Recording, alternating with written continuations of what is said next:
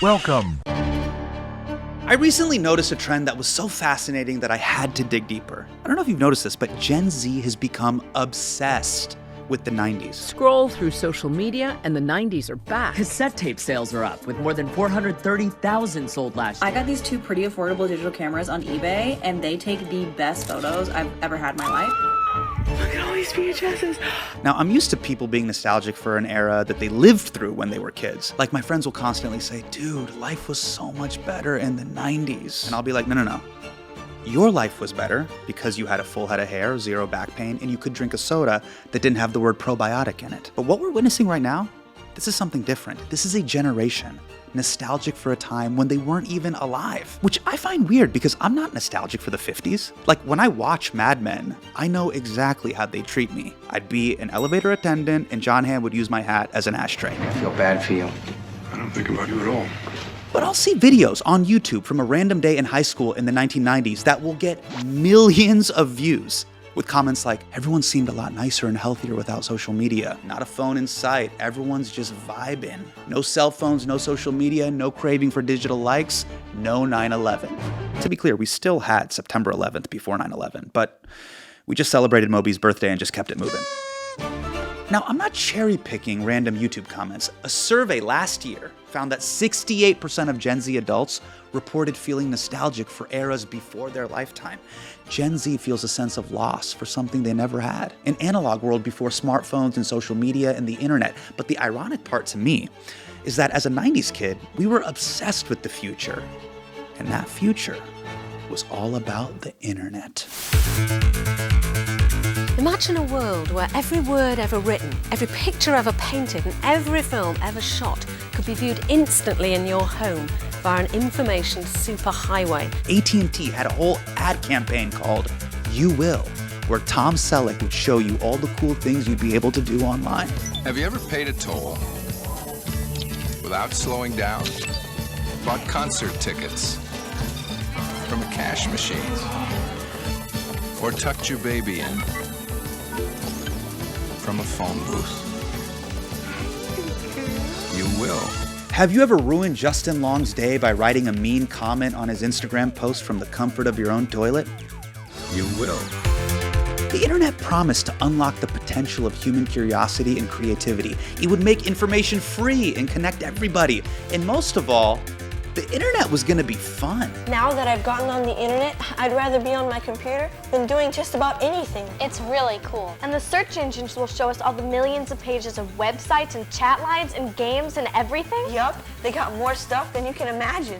Okay, at first it was mostly used by 13-year-old boys to look at JPEGs of naked ladies, but by the early 2000s, as we entered the new millennium, It's rewind time. the dream that Silicon Valley promised actually started to come true. 2001, Wikipedia goes online. 2002, Amazon offers free shipping. 2004, Facebook drops. 2005, YouTube. 2006, Twitter. And in 2007, Apple introduced the iPhone, which let you carry all that around in your pocket. An iPod, a phone, and an internet communicator. Are you getting it? This is one device. iPhone. The digital liberation had arrived. The stock market was at an all-time high. Obama was going to end climate change and war, and we could not wait to see what Kanye West would do next. But as we got swept up in the excitement of the moment, we had no idea what all these shiny new digital toys were going to do to our brains. Before the iPhone, the internet was literally something you got on and then got off. Our whole conception of spending time online was completely different. Jamie lives with a roommate and a variety of pets. She's on disability, so she is home and often spends up to 30 hours a week on the computer. Okay, I mean, only 30 hours a week? This lady is crushing your New Year's resolution. By the time we got to the iPhone 8, we were all internet addicts. Checking our phones became the first thing we did when we woke up and the last thing we did before we went to sleep. Our daily lives became a constant assault of bings and dings. The internet went from something new and interesting, The future now available, to something that completely f***ed up our world. Goodbye. Misinformation was spreading on Facebook. Radicalization was spreading on YouTube. Content moderators were getting PTSD. And more whistleblowers started sounding the alarm about the impacts of social media on mental health and how Silicon Valley was explicitly trying to get people addicted to their products. Facebook employees raising concerns about company research that revealed Instagram made 1 in 3 teen girls feel worse about their bodies and felt higher rates of anxiety and depression. Facebook has realized that if they change the algorithm to be safer, people will spend less time on the site, they'll click on less ads, they'll make less money. Since we've figured out, to some extent, how these pieces of the brain that handle addiction are working, people have figured out how to juice them further and how to bake that information into apps. Tech CEOs had spent years moving fast and breaking things, and it turned out that a lot of what they broke were people. This is the world that Gen Z inherited. They were given these cursed monkey paws, a pocket genie that can grant your every wish, but no matter which way you tap or swipe or turn, you only get more angry, more depressed, and more lonely. But there's an obvious solution, right? If iPhones are hurting us so much, we can just get rid of it. Don't have one. Except we can't. Because as we learned more and more about the damage big tech was causing, it became more and more deeply embedded into our economy and society. So now, if you want to communicate with people, or access transportation, or banking, or healthcare, or government services, or a fucking menu at a Thai restaurant, you need a phone. I have 8 apps to communicate to 4 people. Sometimes my wife will iMessage me to go on WhatsApp to talk to my mother. This is madness. And as the apps went from novelty to necessity, we became baked into the business models of big tech in a way that made it feel like we were working for them.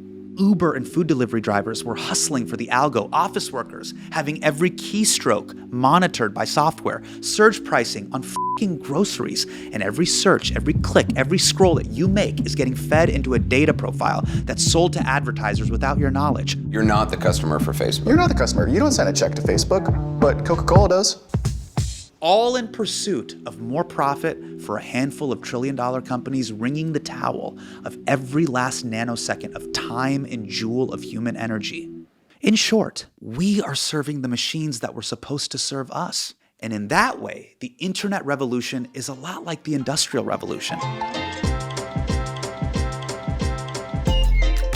200 years ago, new tech like the cotton gin and steam-powered loom held a huge promise to improve productivity, make goods cheaper, and grow the economy. And while it did do those things, it also made a handful of industrialists super rich. Instead of being more productive in less time, they expected their workers to be more productive all the time. And they did it by creating these new things called factories, which imposed brutal conditions on workers, many of whom were children, and polluted the community's air and water. Now, like today, the new technology promised freedom, but it just reorganized power. Now, at that time, in England, there was a backlash against all of this led by a group called the Luddites. Now, you may have heard the term Luddite before, probably when someone was denying being one. I am not a Luddite. I'm not a Luddite. Not a Luddite. I'm not a Luddite. I'm not a Luddite. I am not a Luddite. Okay, I've never seen that much unprompted denial without hearing the word Epstein. Are you still talking about Jeffrey Epstein? Today, Luddite is used as an insult for someone with a stubborn, irrational resistance to progress. But the truth is, Luddites weren't actually against technology. They were against how it was being used to devalue their skills, undercut their wages, and make a small group of people incredibly rich. Workers wanted to share in the gains of this new technology. So they asked the government, hey, can we please have a minimum wage? And the government was like, no. Okay, fine. Can we make a union? No. Okay, f it. We're just gonna break shit now. So they organized in secret behind a fictional character named Ned Ludd. They grabbed a bunch of hammers and literally smashed up their boss's machines. Here's tech writer and historian Brian Merchant, who has researched the Luddites in depth. People would cheer in the streets when the Luddites went and smashed these machines. The state did organize an incredible effort of force to combat the Luddites, and they used more troops than they had fighting the war against Napoleon to put down the Luddites. It was like the biggest domestic occupation of England, and eventually crushed them outright. And the Luddites were hung, and they made a big show trial and hung them at York Castle. And yet they inspired, a future generation of workers.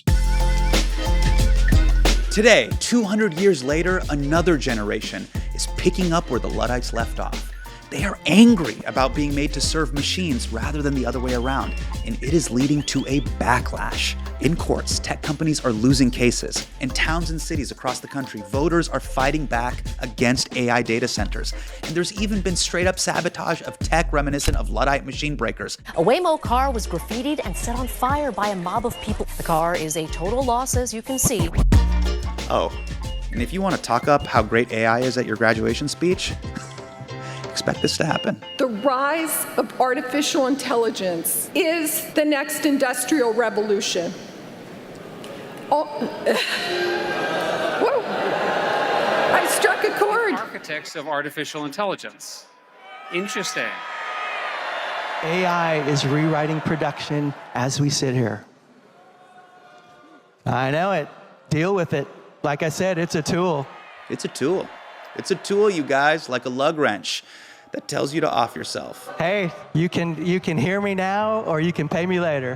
You haven't seen him? He's just like, all right, you boo me, you'll pay me. I'm like, bro, they're gonna stab you on the way to the parking lot. It's a tool. All over the country, Americans are fighting back against not only AI, but the suffocating grip that big tech has on all of us. So for this episode, I want to focus on one specific group fighting back, because I'm used to hearing parents say, we gotta get the teens off the phones. But this is a group of teens and 20-somethings saying, we gotta get ourselves off the phones. They are part of a growing movement of young people who want to change their relationship to technology. They are directly inspired by the Luddites, and they call themselves Neo-Luddites. And they are working to create what they call social infrastructure without phones or social media, where humans can talk to each other face to face and, yes, touch grass. Now, I asked the group to sit down for their first on-camera interview, and they agreed with some conditions. I literally signed an analog terms and conditions. Jesus Christ. Yeah, take a look. All right. Like the original Luddites, they want to stay as anonymous as possible. So anytime I show a photo of members of the group in this video, their faces will be blurred. Oh, and also, this is probably important to mention, they didn't want a sole spokesperson that would be identified as a leader for them. So I interviewed a puppet. A spokespuppet. My eyeline looking okay?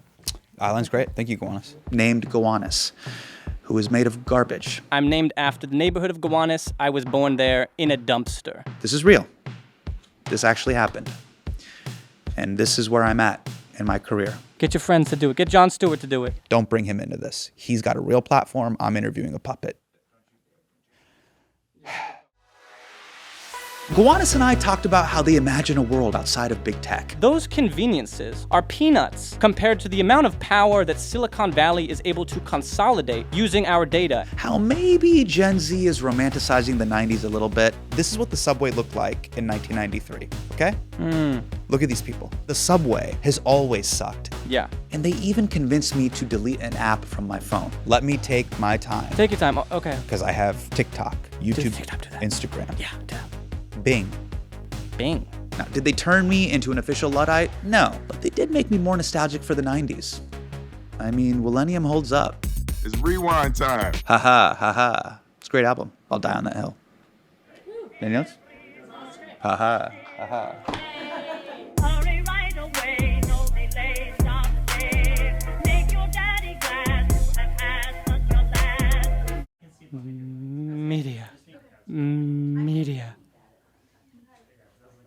Media puppet.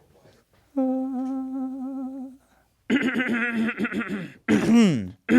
we go. So what's your name? Well, my name is Gowanus. I am the Luddite media spokespuppet.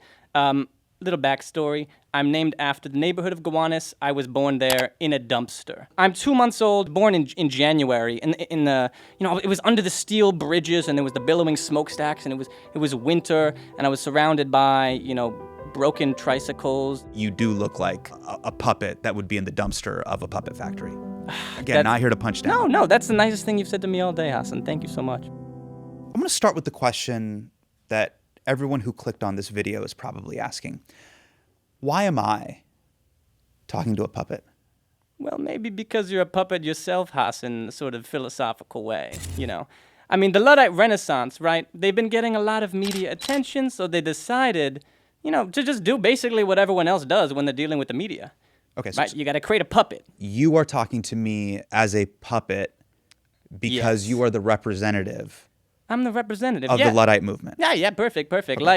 Like who are your sponsors here today? I usually do the ad reads after the interview, but sure, sometimes the ad read will be for ZipRecruiter.com. ZipRecruiter.com. Okay, Hasan, ZipRecruiter.com media puppet. Beautiful, right? See, we're not so different, me and you. Wait, no. I do the ad reads so I can pay the human beings who work on the show. I'm not doing it because I'm just a corporate puppet. I do it because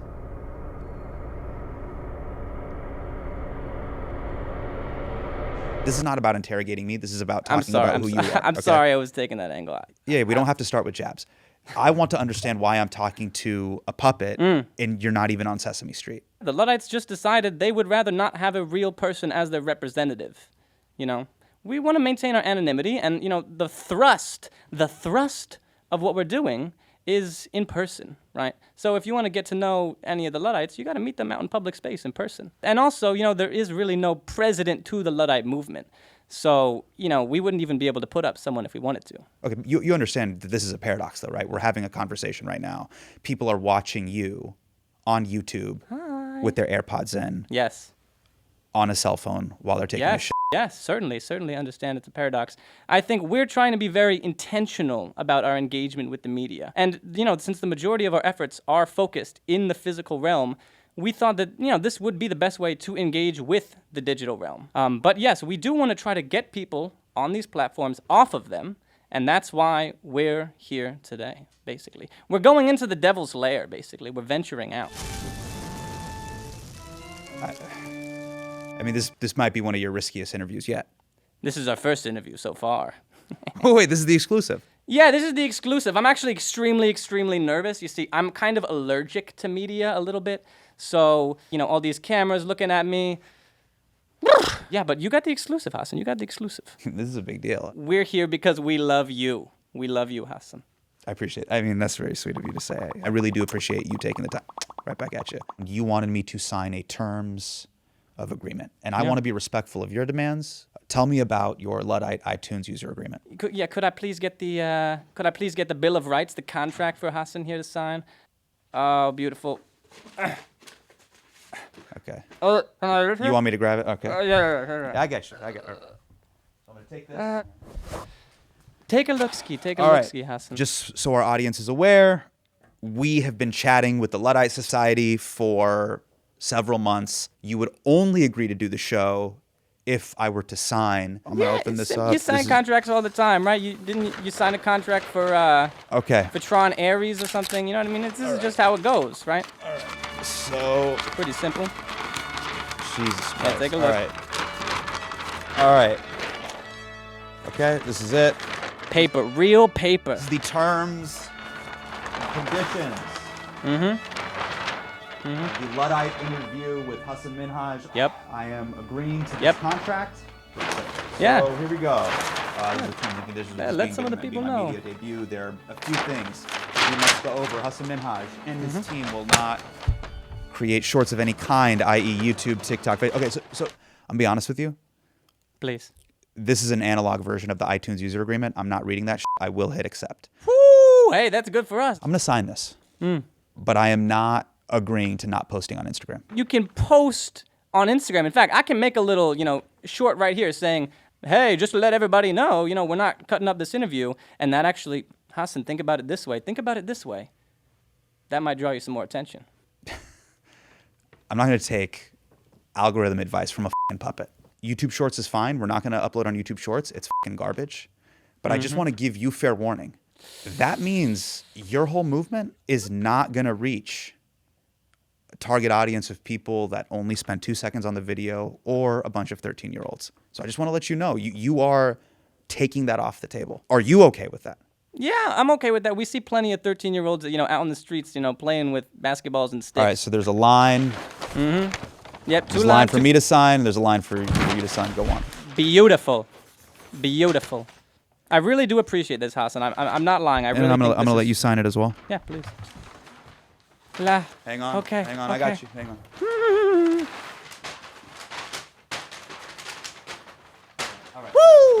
All right. Thank you. I sincerely appreciate that. I want this to be a fair and even-handed interview. I discovered your movement through a few recent articles about the Luddite Renaissance. Let's start with something simple. What is a Luddite in 2026? Yeah. Well, we really use the same historical definition that the Luddites do. Okay. Which is anyone who is against machinery which is harmful to commonality, which tears unduly at the social fabric. Right? Those are their old-timey words, right? And they're talking about the nascent industrial revolution that was exploiting them, displacing them, starving them, really. And they had no choice but to resort to smashing the machines. But, we think this definition is really, really applicable today in terms of, today's big tech giants, Silicon Valley. We're building the alternative social infrastructure needed to make big tech, to make Silicon Valley obsolete in our lives. We don't have to engage with them, and we can live fulfilling, happy, engaging, beautiful lives. Okay, so at its essence, this is a resistance to big tech. But what are you really doing that's different than my boomer dad who's 75 years old and can't do two-factor authentication on Gmail? Like, what are we doing as in what kind of actions are we doing that's How are you different than my boomer dad? Do you know what memes are? No. Okay. So we have many people, in our movement, like the original Luddites, who are actually quite skilled technologists, right? I mean, the Luddites at that time, they were artisans. They were at the forefront of how to use these machines. Okay. We have plenty of people in our movement who are like this, but just see the way it's being deployed by Silicon Valley to be extremely harmful.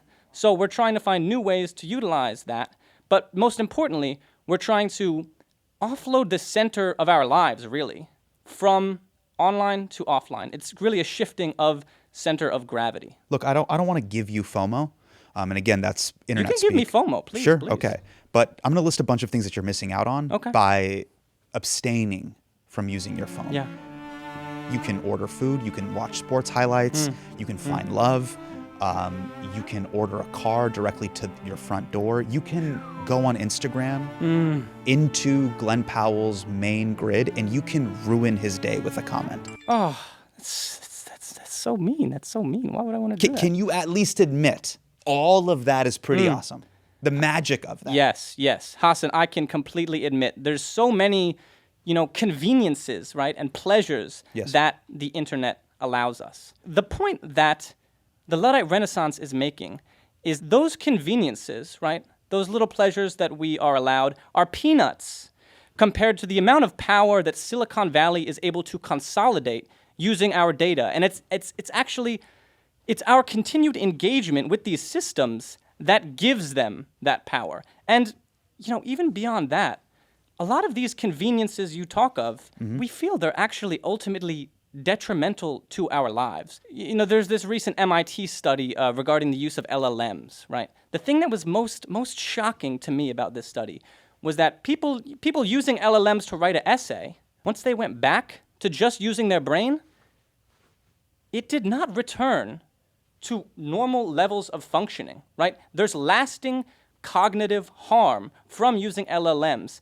Basically, our over-reliance on technology is de-skilling us. So you're basically saying that we're polluting our minds, or the way we talk about physical health with an obesity epidemic or a heart disease epidemic, that type of health epidemic, but for our cognitive minds. Not only that, also our social minds, right?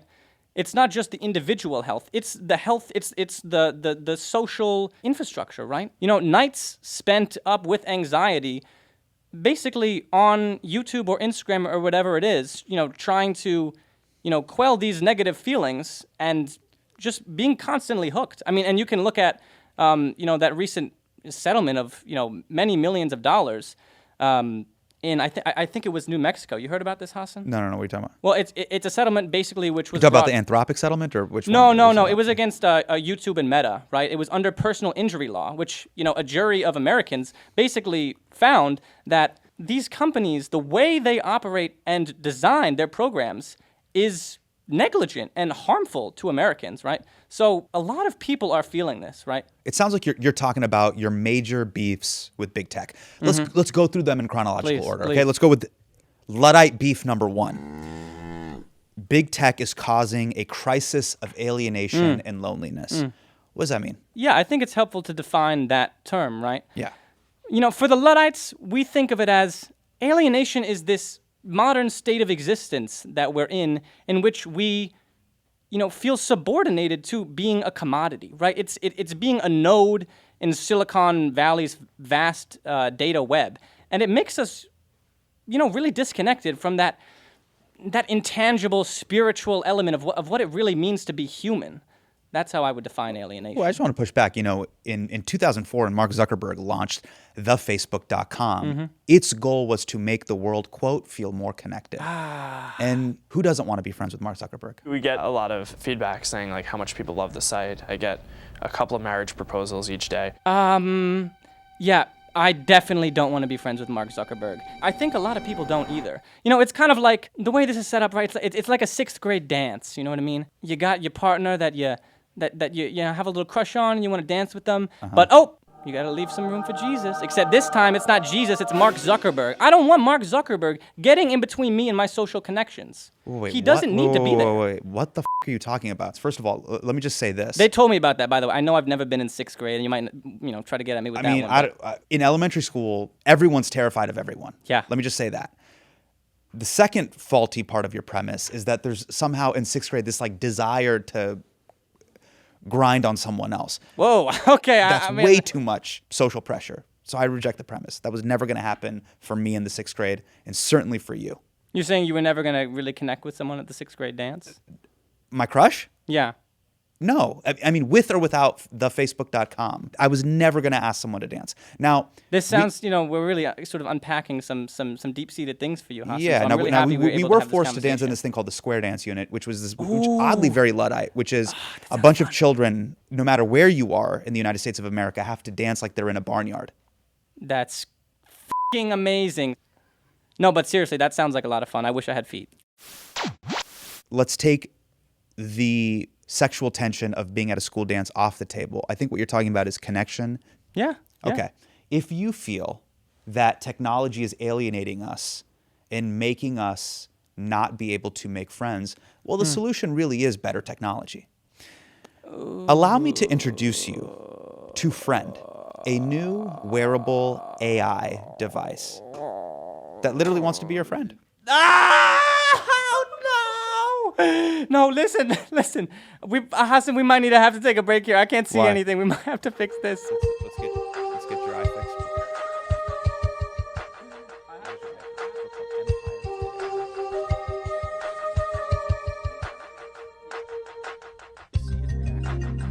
You guys ready to roll? Let's do it. Gowanus, you good? Yeah, Gowanus is good. Great.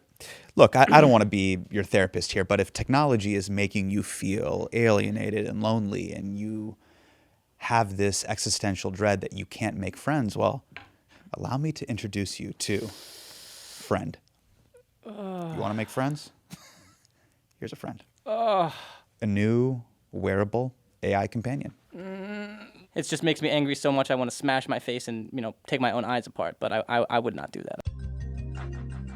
I can sense something kind of through your body language here. Apparently, these are real. Mm-hmm. And I did research that you guys protested against Friend. Well, I wouldn't quite call it a protest, Hasan. What we did was we threw an event in public space to which people showed up and expressed their viewpoints. Don't do this. No. You're doing this little semantic workaround. This is a flyer telling people to come protest this. I mean, these are fighting words. Bring your markers. Bring your markers, yes. So we threw an event, called Friends of Friend AI, in which people were invited to get in line, sign, of course, a very long contract, like we've had you do today, and then they could speak to the artificial intelligence. When they did, they found out that, basically it told them to kill themselves and sort of hallucinated terrible advice. So the people ended up chasing it all the way down the street to the subway. Then it sort of got in a 1v1 basketball match with this guy called the Messiah at the West Forest courts.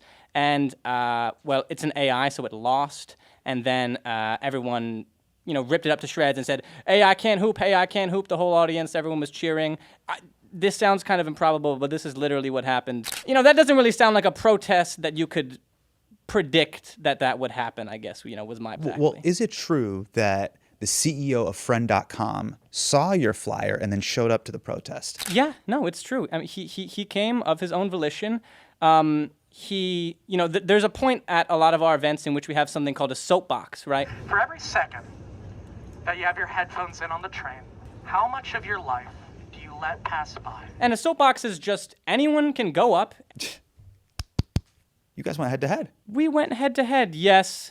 But, I think you'll find it wasn't as antagonistic as, perhaps an interaction might be on social media where, you go, oh, this person, they got an anime in their character and I hate the anime character. I don't think they deserve to live. Boom, send. Pff. Right. The interaction we had was, I guess you could say, a lot more humanistic, right? I mean, he showed up to our event. He was kind of on his phone like the whole time. I would say a little alienated. And when it came time for him to, speak his truth on the soapbox, he just kind of gave a bit of a ironic speech. Someone asked what the most sentimental moment he ever experienced was. He said it was getting head to Radiohead. People kind of groaned. But ultimately, we gave him a big hug, and we actually all met in the park for an hour and had a really long conversation, about these topics. And he said that he actually learned from a lot of the graffiti on his ads, about the environmental impacts of AI data centers. I think it was productive. It's the kind of conversation you wouldn't really be able to have on social media. What was his chief argument? I know your position on it, which is I don't want to wear this kind of talisman nanny state around my neck. Oh, I like that. What was his core argument to you? I would say he didn't really see the same sacredness in human connection that we did, in that he thought it was a valid but different form of connection to be, pouring your soul to a chatbot, and that could really help people. And that's I think a generous characterization of his perspective. You could also say he's just trying to ride this hype wave and get some money, but that's what he expressed to us. So we'll accept that. Okay, now I believe what you're saying. I feel like I trust you. Oh, thank you. I trust you. Well, thank you. But I will say this. I have always had a profound level of trust in the people of New York City. And apparently the people of New York City, as a collective group, all saw the Friend.com ads, and they shared your sentiments. I mean, this is some of the stuff that we saw around the city. Now, I'm not trying to get you caught up. I'm not trying to be a narc.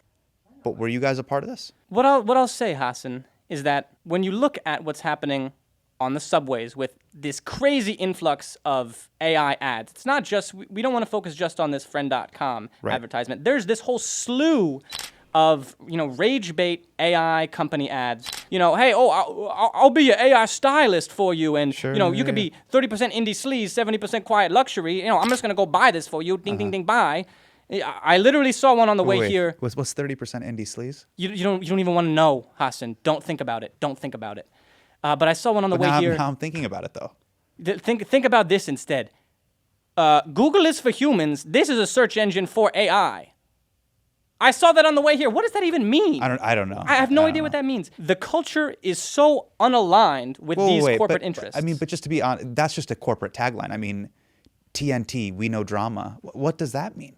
Right, but TBS, characters welcome. I mean, I don't man, even you know a lot of taglines. Sure. This is great. Wait, give me one more.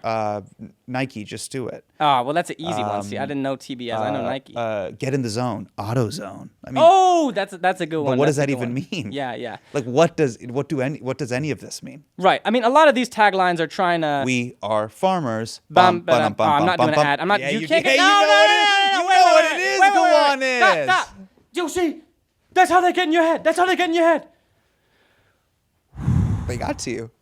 You're not the Luddite you think you are.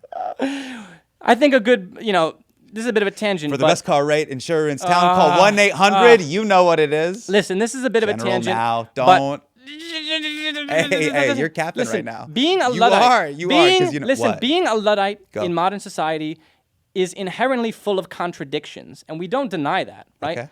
Every day that you're walking around, you're constantly being bombarded with advertisements, for corporations, having to deal with technology that's, harmful to you. Yeah. It's really about constantly navigating that. But I want to get back to what we're talking about with the subways. Yeah. Right? So let's get back to the subway, right? Yeah. Now, let me just say this.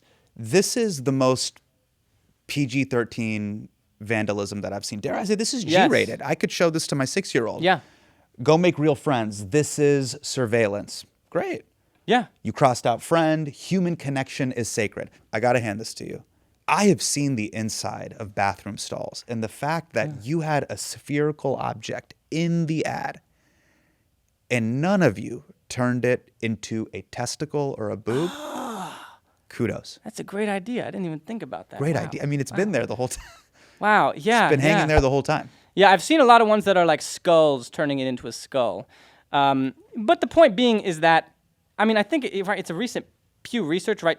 10% of Americans are more excited than concerned about AI. I mean, the subway is kind of, it's a microcosm. It's a microcosm of this whole country right now, which is that people are not feeling this. People are not feeling this, and the corporations are pushing it upon us. And the people are taking advantage of their social infrastructure to, start conversations. Basically what I'm saying is the subway is our social infrastructure, and we should be beautifying it. So, subway beautification program, Gowanus media puppet, calling for it now. Poems. What's a beautiful poem? Okay. Put it up in the subway. They got Hasan. They got these poems where it's like it's on the digital thing, and then it goes by too quick. I can't even read it. Listen, you're coming in hot at me with all this hand motion, Gowanus. Yeah. And you're advocating this subway utopia that never existed. The subway has always sucked, and that is part of its charm. You think the subway ads of right now make you feel like you want to kill yourself? This is what the subway looked like in 1993, okay? Look at these people. None of these people are having fun. That looks like a mother. That looks like her concerned son. Every person here looks like they want to kill themselves. Even in this ad, look at the people in the ads are depressed. So it's always sucked. Yeah. This idea that the subway could be this come-to-my-art-show.com utopia, it never existed. Take the .com out. Sorry. I see what you're saying. Friend.com, take out the... Yeah. I understand. I understand the point you're making, right? Yeah. The subway is, your commute, right, from work or from school or it's wherever it may always be. Sucked. And yeah, you might not be having a great time on it. Now, you seem to be saying, well, the alternative is, right, look at your phone, right? Why not be entertained a little bit, right, while you're on the subway? Yeah, life is hard. Life is hard, right. What I'm saying is that we're not just talking about the subways here, Hasan, right? Oh, okay, I'm gonna look at my phone a little bit. I'm gonna look at my phone a little bit on the subway. Okay. Right. Oh, I'm gonna look at my phone a little bit before I go to bed. I'm gonna look at it a little bit when I wake up. Yeah. We've all heard these kind of, statistics, right? Spend 3, hours of your waking day on your phone, you're gonna lose 10 years of your waking life by the end of it, right?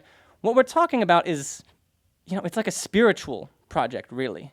It's like, what do we really want out of our lives, And Silicon Valley, what they want is they want us to stay using their technology so they can extract more data from us.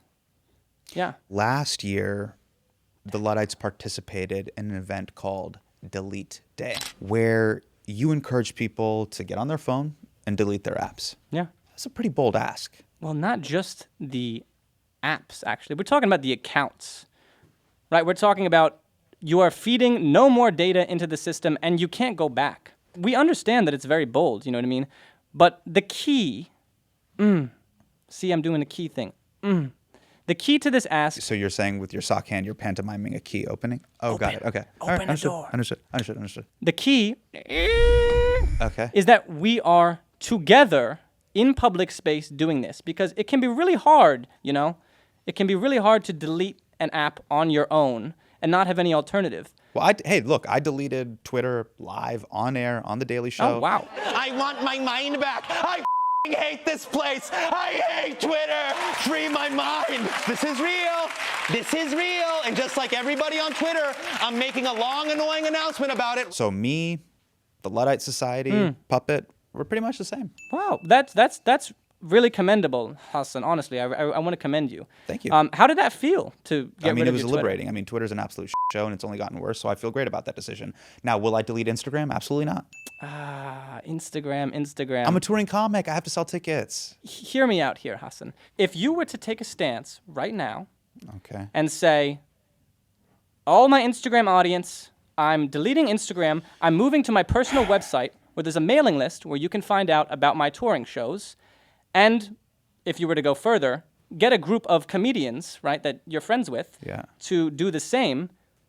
One, it would cause quite a media splash, you know? And two, I think you would find that the people who moved over would be of the quality that you desire. Basically, you know, I have a friend who's doing some of this research, right? Yeah. And is basically saying that social media wants us to believe that we need maximum reach, right? And what are people really on social media for mostly, right? It's people like yourself, right? It's perhaps it's news, perhaps it's cultural commentators, artists, musicians. If those people take a stand, right, and get off Meta, then culture will follow. Then people will follow. So really, it takes a bit of a kind of domino effect. You're talking about collective action. I'm talking about collective action, Hasan. So this is your opportunity to be a part of collective action. Delete your Instagram. Delete your Instagram. I'm not gonna. I can't. Please. You're asking me to. Look, I've done. Look, I've tried to do what you're basically asking me to do the vegan version of promo. I've done it. The vegan version of full tofu. Hey, does that have dairy in it? Join my email listserv. It's like 1/50th of what my Instagram reach is. But I can feel the pressure. Yeah, you're gonna delete it. You're You're gonna delete it. He's gonna delete it. He's gonna delete it. You're gonna do it. I know you want maximum accountability. Get your friends to for do it. your Get public Jon Stewart to figures. do it. Don't. Get Jon Stewart. Now you're being a clout chaser. Don't bring him into this. He's got a real platform. I'm interviewing a puppet. Don't you dare bring Jay Stu into this. Now you're demeaning me. You demeaned me by demeaning yourself, Hasan, and that You're the one that said that you came out of a dumpster. That was you. You said That's I was not born out of a demeaning to dumpster. me. What do you mean that's I'm not proud of demeaning that. to you? I'm proud of You're that. dunking on yourself. I'm proud of us together doing this. We're both amazing. I'll delete one app. Okay. Scott, bring it in. What's the app gonna be? You don't Scott, get to choose. do you know the app? What's the app, Scott? Don't pull Scott into this.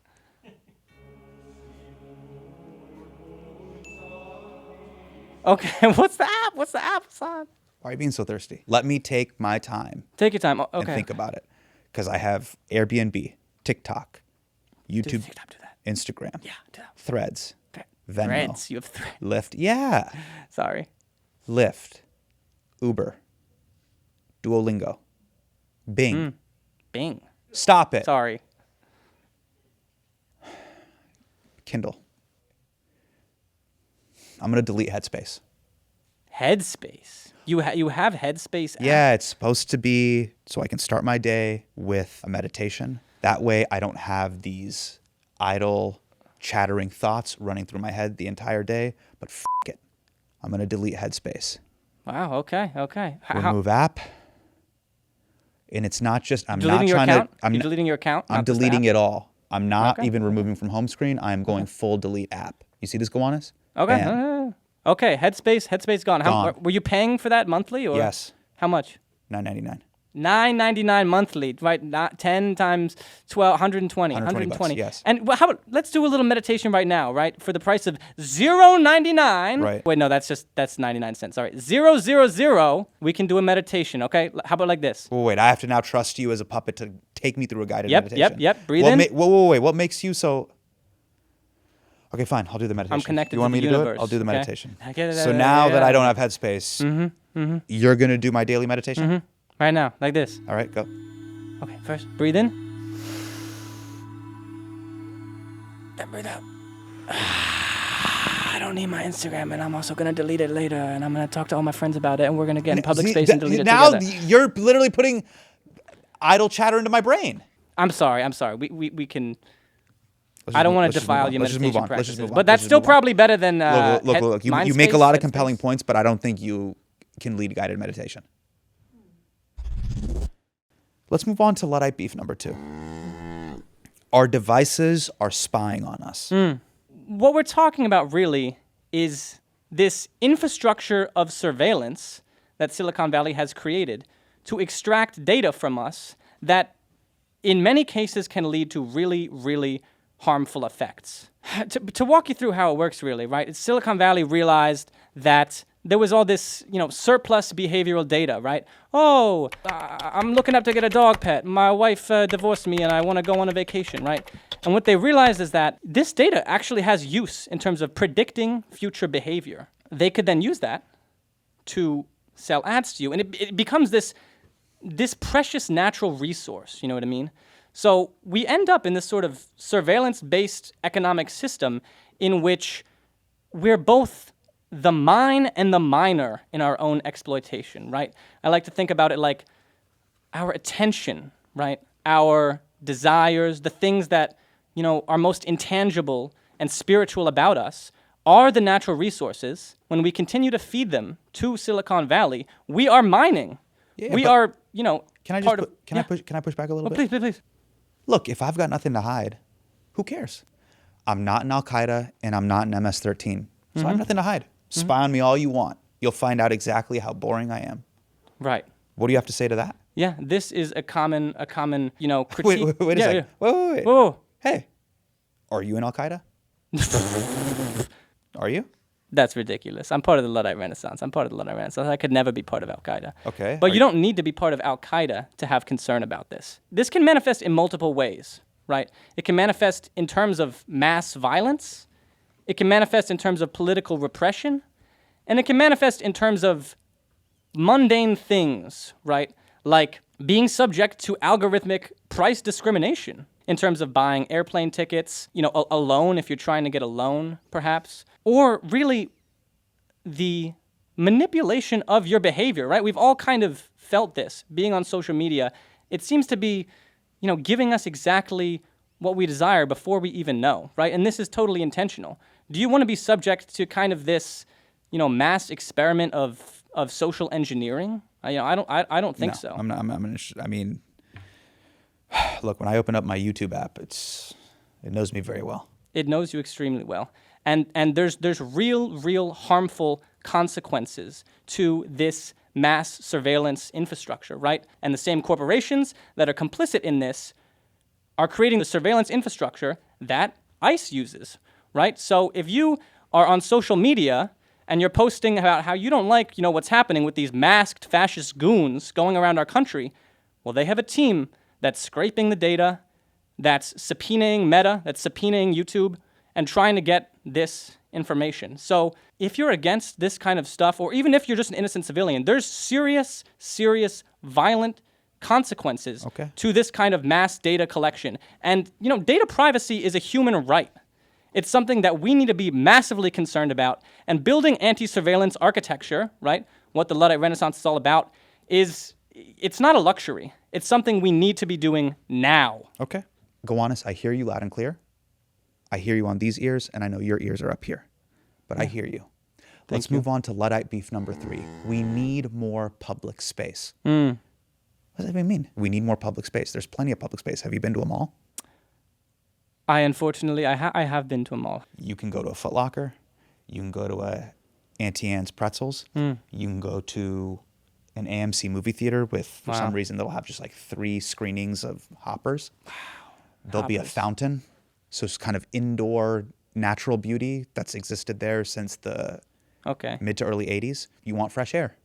Yeah, I would love fresh air, Hasan. Go to the parking lot. The parking lot. Oh, man, what a sad existence. I understand you have a sort of spiritual connection to the mall, Hasan, and I don't want to say anything negative about that. Yeah. But you shouldn't have to pay to be in public space, right? To have community, to hang out with people, to build, your social life, you don't need to pay. You shouldn't need to pay. You should be able to have this public space. Where, though? I'm talking about parks. I'm talking about community gardens. I'm talking about the streets. I mean, we do a lot of our events really just on the street. Mm-hmm. And by the way, in terms of, the mall, right, these commodified public spaces, we're also very interested in subverting them. You know what I mean? Yeah. I mean, have you heard of this concept of the privately owned public space? I mean, it sounds like these are these are antithetical to each other, a privately owned public space. Yeah, it's so corporations can get, skirt zoning regulations, and then they don't upkeep them well. They have, cafes creeping into them, anti-homeless architecture, not open when they're supposed to be open. Yes. So we do a lot of events in these spaces to try to, decommodify them or raise awareness that, hey, you can be crazy in public, and it can be really fun and liberating for your soul, basically. Right. You have been actively working to reclaim public space, and I read about this in the New York Times. What was the event called that was covered in the New York Times? You would be talking about Ship Phone, wouldn't you? Ship Phone. There's been 3, by the way. Ship Phone 1 to 3. Ship Phone 3, Gnome on the Cube. There's a trilogy. There's a trilogy. Ship Phone 3 was Gnome on the Cube. Ship Phone 2 didn't. I don't think it had. Lost in New York. Ship Phone 2 was Lost in New York. Oh, that's pretty good. We should get you on the team. Ship Phone is an acronym. What does it stand for? Scathing hatred of information technology and the passionate hemorrhaging of our neoliberal existence. Ship Phone. Ship Phone is beautiful. Just quick follow-up. What? I see. You're curious. Your Ship Phone events. Ship Phone event. Are fun, bright spectacles. Would you say yes? They are spaces for people to expand social possibility. They happen to be quite spectacular because I think human existence is quite spectacular. Ship Phone is basically, it's a trial. We put technologies on trial. Everybody who comes gets to be the jury and gets to decide. And then, we execute the technology often, I'm not going to lie. We have a giant, iPad baby piñata. We free it. We smash the iPad. We celebrate the baby. Everybody dances. Everybody's gnomes, by the way. There's a lot I have to unpack here. So you guys basically play the judge, jury, and executioner. Yeah, different people play different roles. Yeah. They're not allowed to post it on social media? We have a very gentle sort of encouragement, of people to not post, to put down their phones. I mean, think of it this way, Hasan, right? If you've got your phone out, if you're recording an event, it means you're interested, right? You want to engage. You want to see what's going on. But you've raised quite the conundrum. I mean, you're willing to go hard in the paint and live that Luddite lifestyle. Yeah. But what about those other clout babies that pull up to the park and, dare I say, are just trying to be performative? Yeah. But because, they know if a Ship Phone event falls in the woods and I don't record it, did that tree of clout really fall? Yeah, you're kind of a poet, Hasan. You ever thought of yourself that way? Comedy is kind of like a poetry in a way. So sorry, somebody's being flown in. So what is this popsicle stick that looks like a bathroom pass in an elementary school? See, you've got an evocative mind, Hasan. Basically, if someone's recording, it's because they kind of want to interact. So what you have to do is try to de-alienate this situation. It says, put down the phone, my beloved. Got it. So if someone comes to the Ship Phone event and they start recording, you guys will hold up. Well, we wouldn't quite put it like that. I mean, we hold this up, but it's just a way to incite conversation, right? Yeah. It's just a way to say, hey, why don't you put the phone down and, see what's going on or engage with us, right? We tell them a little bit about what's happening. And, when you do this, people are really, really open to engaging. Anytime the Luddite Renaissance has told me about times they've gone up to people, they immediately go, oh, yeah, sure, right? Yeah. Put the phone right down. It is very sweet of you to say, my beloved. Beloved is it's a term of endearment. And it's true. Because, we are all in this sort of, alienated state of modern, existence together. Yeah. Right? We have no antagonism against people who are, maybe clout chasers or want to post us on Instagram. Mm-hmm. It's just about inviting them to not have a screen between them and their experience. Yeah. Try to really fully participate in what's happening. Now, look, before the interview started, you wanted to share some literature with us. Yes. Now, trust me, I've read a manifesto or two. I've been approached by many different religious organizations to join. I know my way around a pamphlet. You brought a pamphlet called The Event is the Medium. I want to share a quote from your manifesto. DIY shows, teach-ins, art fairs all come with the preconceived notion of what will happen. This causes people to act in a ritualized or transactional way. Any way that you can break through the monotony of coolness to facilitate earnestness and urgency is paramount. Is this just a long-winded way of saying, touch grass, you goober? I love grass. I love rolling around in it. I love smelling the flowers. I love laying in it. Yeah. So, we at the Luddite Renaissance, we don't f around about grass, right? We love grass. It's a little more nuanced than that, I would say. Okay. The point of the event is the medium. It's essentially a how-to on how to run a successful event. Right. The event is the medium through which we can expand our social possibility, right? So a lot of the events that you just mentioned, you kind of know how you're supposed to act when you get to them, right? A DIY show, an art fair, going to a movie. There's those kind of notions, Sure. right? There's a particular social decorum, right? Exactly. So we try to throw events in which you don't know how you're supposed to act in this situation, right? And so to figure out, you're gonna engage and find your own niche, right? Like I said with the friend.com one, right? We didn't know we would be doing a 1v1 basketball game. The event sort of takes on its own life. Yeah. It's really important to give people that sort of feeling of agency and improvisation. People who come on the show, they're usually promoting a TV show, a movie, or a book. You are promoting a season. June 28th to July 5th will be the first Summer of Lud. Summer of Lud. What is it? And feel free to shout out any of your corporate sponsors, whether it's Rolex, ZipRecruiter, Palantir, whoever. Well, I mean, if you're interested in sponsoring the show in any way, giving us some money, we would love to have a discussion about that. Okay. As of now, we don't really have any money at all. What is it though? I mean, is this going to be held in a particular space, or are we all just closing our eyes and meeting up on the astral plane? No, it's going to be held in physical space all around New York City, particularly focused around Tompkins Square Park, I think is where a majority of these activities are going to be occurring. Summer of Lud, free, public, participatory programming, education, theatrics, you name it, all across the city. Go try and see if you can find a poster for yourself. It sounds like the Luddites and your collective movement is maybe a healthier version of MAGA in the sense that it is reminiscent of a previous time, a simpler time. But what time? What year are we talking about here? Like 1991? What are we saying? That's a really great point, Hasan. We certainly do not want to go back to 1991 at all. Okay. 1991, I mean, the techno-utopianism of the 90s is what got us in this exact predicament right now. The future, now available on America Online. So we are certainly not interested in that. You're noting a certain sense of nostalgia, right? That comes with using older forms of technology, like perhaps, a flip phone, a typewriter. It's important to distinguish, right?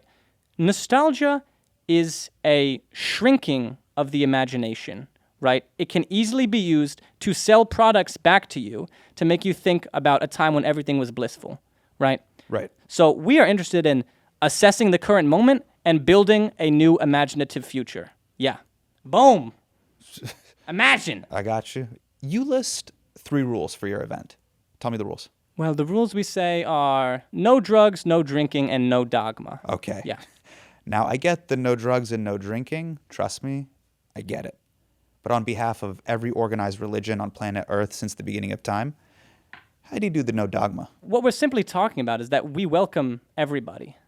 And it's very understandable, right? When you're trying to build power, create something, right, you need common ideals and you need to be able to work towards something concrete with people. Right. But, what we're talking about is the event in public space, right? And our target audience for events is whoever's walking by at that exact moment.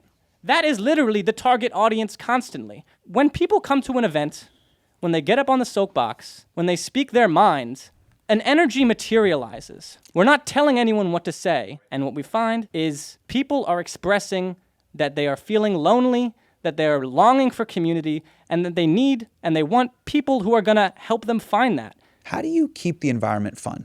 You're obviously fighting for a cause, but many critiques of progressive movements feel that these movements and these events have a lot of "bye Felicia, do better" energy.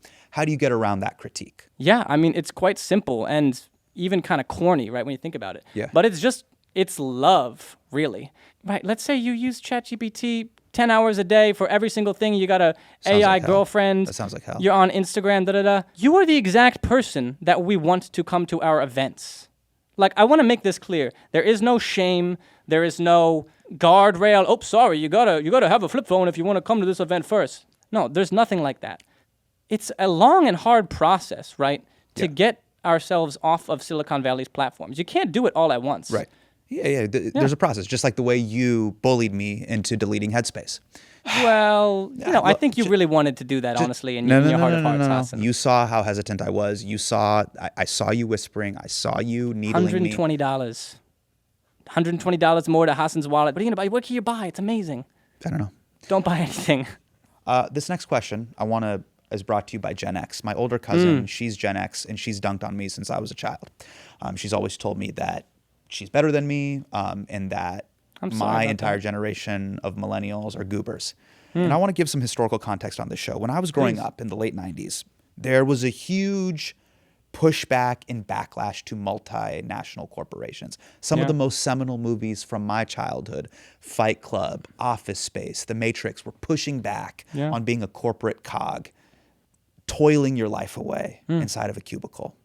Then there was a generation that was above me, aka my cousin. She was talking about the protests that she attended against the WTO, the protests she attended against sweatshops. Every Gen Xer was reading No Logo and Adbusters and listening to Rage Against the Machine. But then nothing really changed. Yeah. They all got mortgages and got married. What lessons is Gen Z taking from the failures of Gen X? Wow. Yeah. This is a really great question, Hasan. I think there's 2 lessons, but I want to preface with saying that it can actually potentially be a little misleading to refer to this as a Gen Z only movement, right? I mean, the moments of pivotal moments for Gen X you're talking about, right?